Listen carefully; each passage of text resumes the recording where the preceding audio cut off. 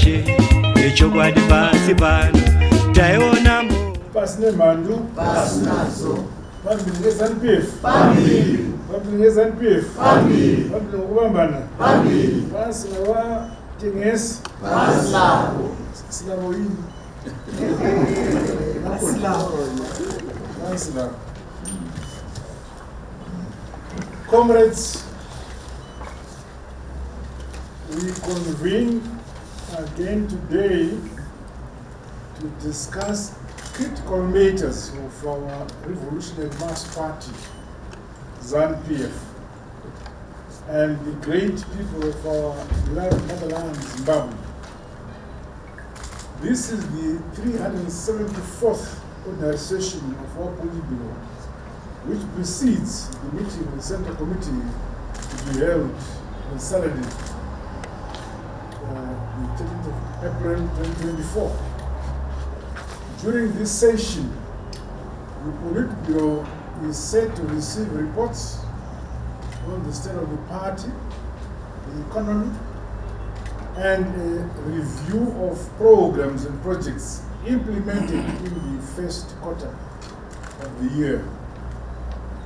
The level of preparedness for the holding of our fourth independence celebrations in Murambinda, Manicaland province, and the 64th edition of the Zimbabwe International Trade Fair, among other pertinent issues, will be discussed today. It is critically important that the party plays its part for the success of these events. This year's edition of the ZITF will be officially opened by the President of the Republic of Kenya, His Excellency Dr. William Ruto.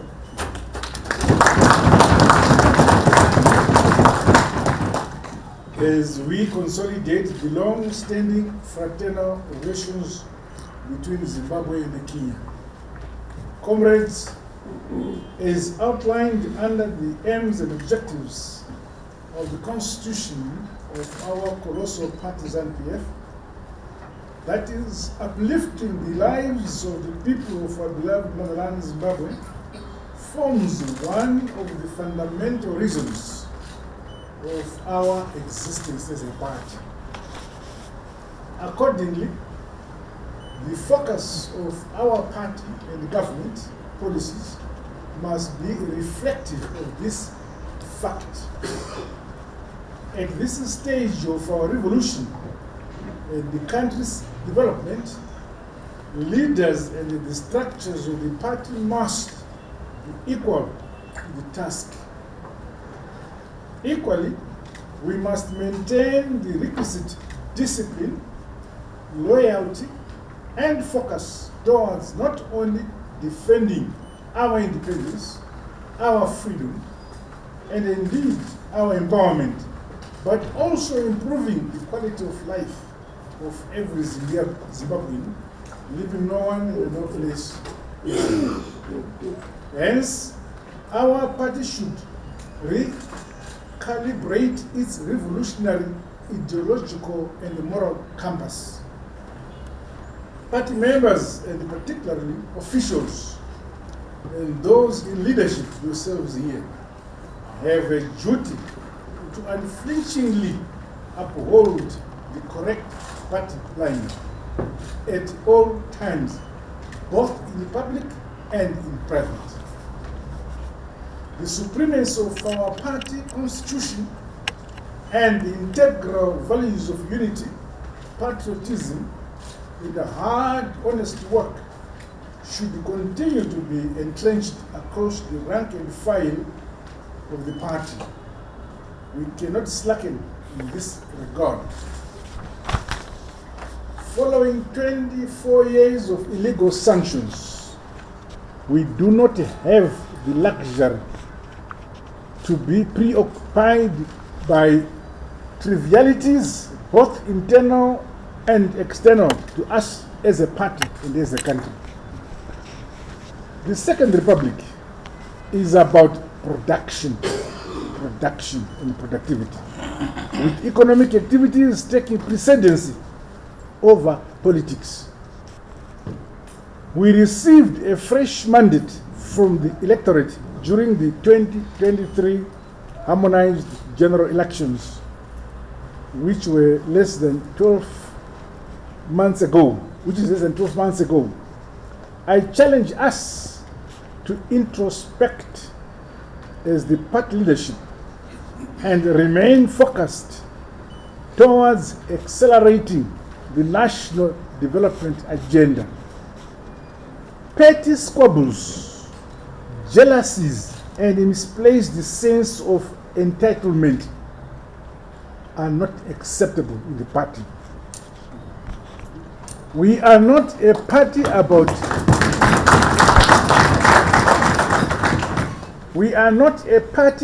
positions. We are about progress, prosperity, unity, peace, and development for all the people of our motherland, Zimbabwe, no matter where they live or their social standing. In light of the climate change-induced drought, we must all work harder to consolidate our achievements and confront our obstacles head-on and with confidence. The hearts and the minds of our people will be won when we are solid and united in support of our ZANU-PF policies, programs and projects of the party. Let us always give communities hope by leading from the front. There is no room for complacency among leadership. The commissariat department and the leagues of the party, including our affiliate organizations, must do more with regards to grassroots mobilization and educating the people on the current state of affairs within the party and our nation. Let us carry on to welcome more new members into the party ZANU-PF from across the social, economic, and political divide, and educate them on what we stand for as a party and the ongoing people-centered policies and projects which we are implementing. Comrades, this meeting is being held a few days following the unprecedented opening of the national vaults and subsequent launch of a new Zimbabwe gold currency, which is one of the ongoing measures to foster economic stability and stimulate growth. I opened the vaults for the country to know that when we say we have gold, it is true, it is there.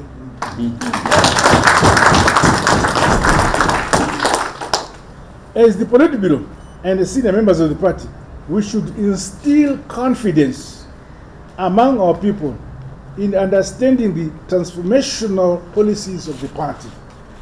Meanwhile, programs and activities to educate and raise awareness among the public, including those led by the private sector, the church, and community-based organizations towards embracing our currency must be supported by the party. In our case, sustainable socio-economic development, independence, and sovereignty can only be realized through the use of our own local currency.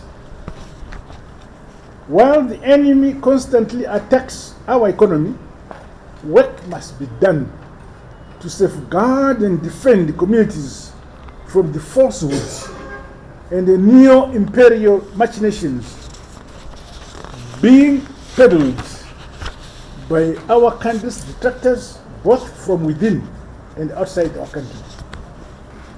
We must therefore sharpen our scientific and revolutionary ideas and strategic understanding towards accelerating the realization of Vision 2030. More importantly, however, we should strengthen the party's overall leadership with regards to economic issues and the implementation of the party-led government policies, programs and projects across provinces, districts and wards. The party membership must be active and visible in economic activities in our efforts to grow district and provincial GDPs. Party meetings from cell, village to provincial levels should now reflect this orientation, which is economic. In this regard, the relevant economic-related departments of the party are also directed to accordingly shift their paradigm and give the requisite intellectual support to the leagues of the party. No one but us in ZANU-PF and the people of Zimbabwe will deliver on the key aspects of our national political, social and economic development.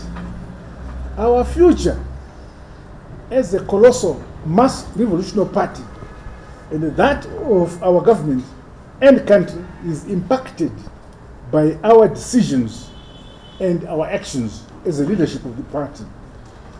This weighty obligation should never be taken lightly among us, the leadership. Nyika inovakwa, igotongwa, igonamatirwa nevene vayo. Ilizwe lakhiwa, libuswe, likule khelwe ngabanikazi balo. This philosophy is deep. It's not like surface water running on the ground. It's deep philosophy. Comrades, in spite of my recent declaration of a nationwide state of disaster due to the climate change-induced drought, we are scaling up programs to revitalize, modernize, and climate-proof the agriculture sector. The mining, manufacturing, tourism, infrastructure, and energy sectors, among others, are also growing in spite of these challenges.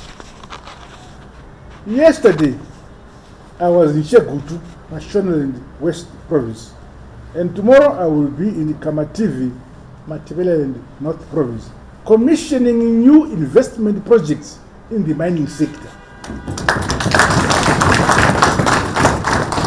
This is reflective of the confidence demonstrated by investors in our economic policies and the prevailing conducive business environment which we have created under the Second Republic.